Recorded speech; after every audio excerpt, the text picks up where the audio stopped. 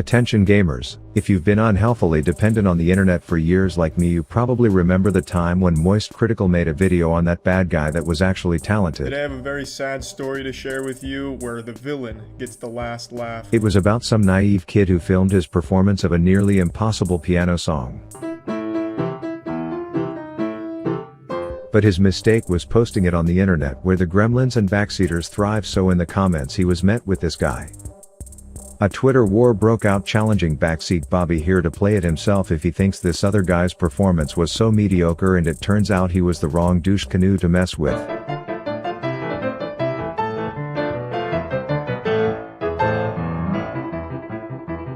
Yeah, that asshole's video now has 15 million views, and I thought about that when something similar happened to me in League.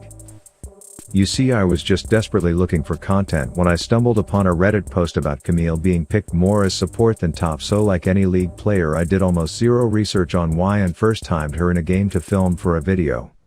So yeah, you can see me literally reading what my abilities do at the start of the game, and just to be fully transparent here, I am bad. Like utter trash, garbage can, loco doco coaching TSM terrible on this champ, but I have to show the game for context. You can see my first pole vault long-legged scissor kick kinda went well, but then we become the first Nyla lane to lose the level 2 advantage because she wanted to freeze and I apparently had my thumb in my asshole, but I continue trying to trade when I can.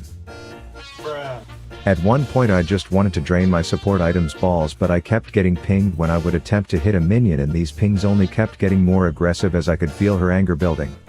We were getting pushed in like a piece of poop during anal, and my lousy parkour engages were no match for dashing Obama, so I decided it was time for plan B.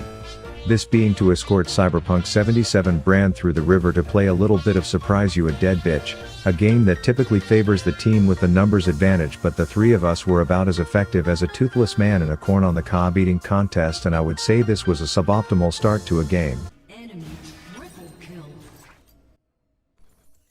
It didn't help that I was sitting on these warding trinkets like they would earn interest, so every time I thought we had a pick I was stuck with my Inspector Gadget dick out surprised face to see that Fox was roaming down as well. That said, I played Camille to do Camille things, but every trade started getting more and more embarrassing. At one point we had a pick on the 8-eyed Jedi sneaking into our neck of the woods, and after a proper ult and a double homicide against the perky-titted pirate, I thought this was a turning point, but Obama had other plans.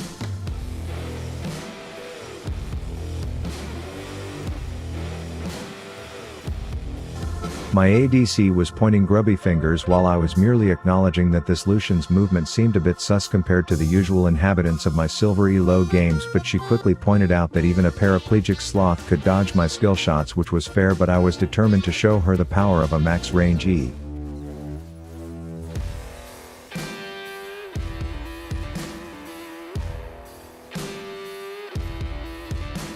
Damn right we killed her, and while I tried to use murder as an opportunity to build rapport, my second step to become friends was to face final boss Obama together, but she wanted none of that, and here is where the talent bad guy villain arc started. She said she would show me how a true gold elo Chad plays this off-meta random ass pick, and I welcomed it. I figured she was just one of those people who backseat game someone into ulting, and then makes up a bullshit excuse when their own call didn't work. The flame burnt like a goddamn bonfire, and I have to admit at some points my mind was elsewhere.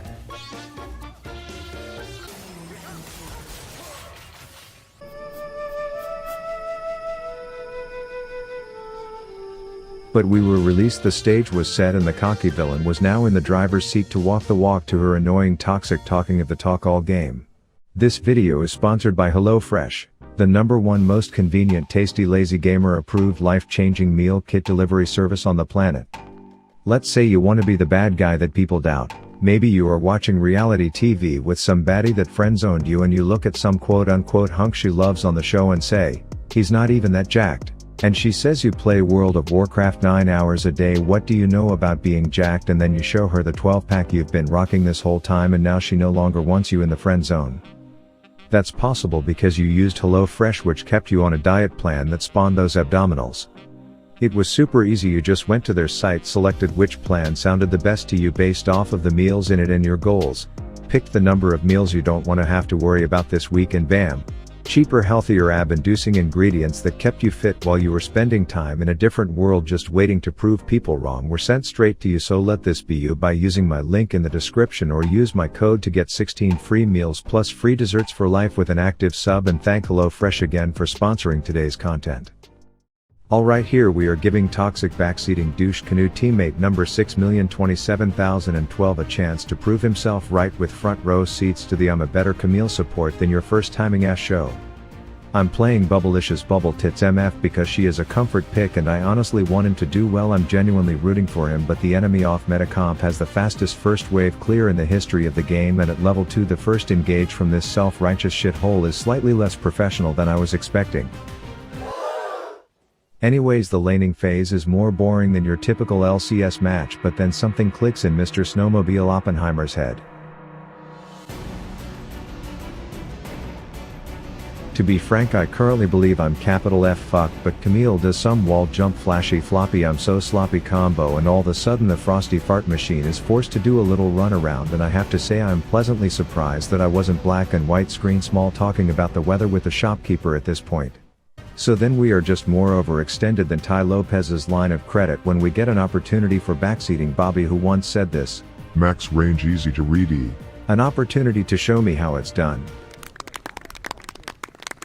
God, I've never been so happy to be absolutely fucked by a gank. So yeah, blind boy Sean O'Malley does pop my cherry rather hard, and upon further reflection me and my perfect teammate come to the conclusion that I need to look long and hard at myself in the mirror and say that she's flawless and I'm fucking stupid if we are to win this game, but I'm the chillest kid on the planet as I just eat it up like it's broccoli cheddar soup from Panera. You pick 2 style and hit her with the Roger Dodger wholesome mentality, and sure enough things start to turn around. Her kick flip long thigh foot pick in the mouth combos are resulting in trades that I personally do deem beneficial for the boys in blue, and one in particular forces Colorado Slopes Carl out of lane, and with just this idiot Spartan alone to genocide our hooded midget employees, we are set to do a little bit of 2 girls 1 cup where he gets volunteered to be the proverbial martini glass on set and we appropriately shit all over him.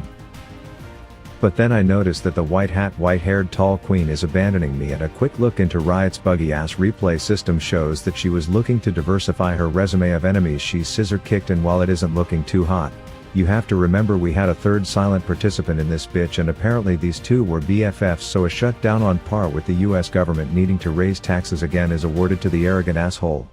But she doubles down on her confidence, saying she'll hard carry this game. As you can tell, our Volibear is like, bro shut the fuck up, no one cares, but she puts her money where her mouth is by deciding to go double dive dipshit status on Singed, and while I should have stuck back and laughed, my beige flag is caring too much for others. So yeah, I save her and then end up putting my ass on the line once again so she can get out. A total lapse in judgment on my end, but hey, at least it saved her, right? Well, I'd like to give her the benefit of the doubt here, as I am always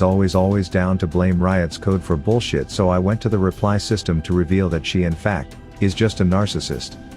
And to answer her question about what world that hits her, I would probably say every single world based on the evidence.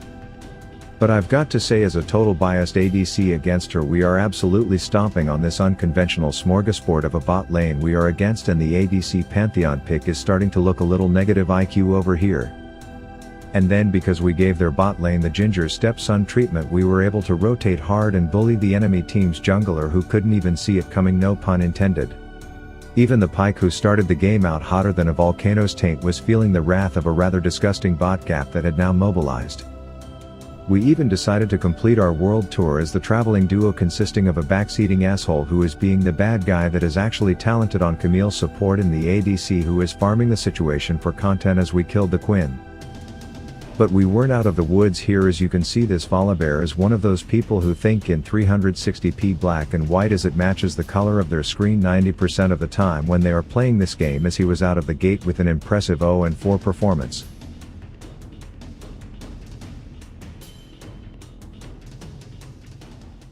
That said, I wanted blood. As you can see, I was pinging that the Loch Ness monster in my pants was off cooldown and I wanted to unzip on these hoes, but mommy long legs was skeptical, so I had to show her that Pantheon's health was super easy to remove, and sure enough that gave the cock swabbler a bit of confidence, and then we took a victory lap through the bloody mustard gas that this snow blower was flatulating with a bit of chase the Singed back to base gameplay to eventually secure us the double.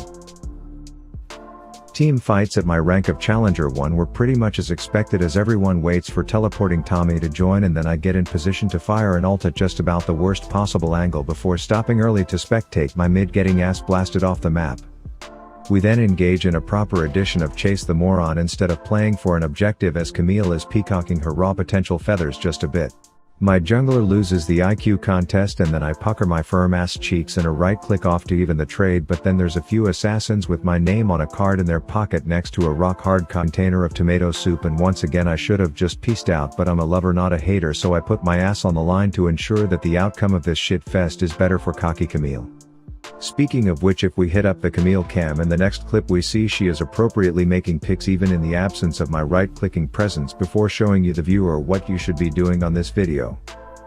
Everyone wants to run top to contest the Northern Scuttle Crab, I can only assume, but the commute that me and Camille are sharing to the bloodbath gets blocked by a blindy, so we tell him to kick rocks in his Dragon Fist Crocs, but then I cosplay a low elo ADC for the sake of the video obviously and keep chasing, just baiting a combo that can kill me 60 times over, but he must have unplugged his keyboard at the right time and I survived my own stupidity.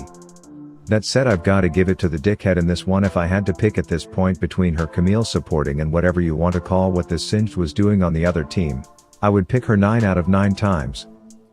I was even fed enough at this point to team up with our 0-7 Volibear for a bit of surprise you a dead bitch Quinn before deciding that my ult should probably go on cooldown, because why let Baron get the last hit when I deserve all the glory. And despite our seemingly concerning fetish for picking fights in the forest for no reason, the Camille was kicking ass, taking names and setting me up to fire ults at the wrong time in the wrong direction, but the fights were all more one-sided than a Mobius strip and I was happy.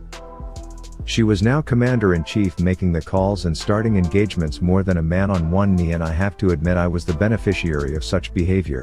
The enemy bot laners were skydiving into terrible decisions and getting their buttholes inverted as a result. Our Kanye was still proving to be impossible to underestimate, and I was getting comfortable enough to let my true hard-stuck moron genuine self out of the box a little bit and chase for stupid ass kills, because 1, I was strong enough to pull it off, but 2, I was actually confident in this Camille's capability to carry me, even though she was still backseating everything I did. But hey, I can't exactly hate on the girl when her form of support peeling for an ADC was picking players out like they are boogers in a flu-ridden toddler's nostril, and I was quite appreciative of just being served gold on a platter, as everywhere I looked there were enemies CC'd or inside of big hexagons just waiting for me to right-click and ult all over them.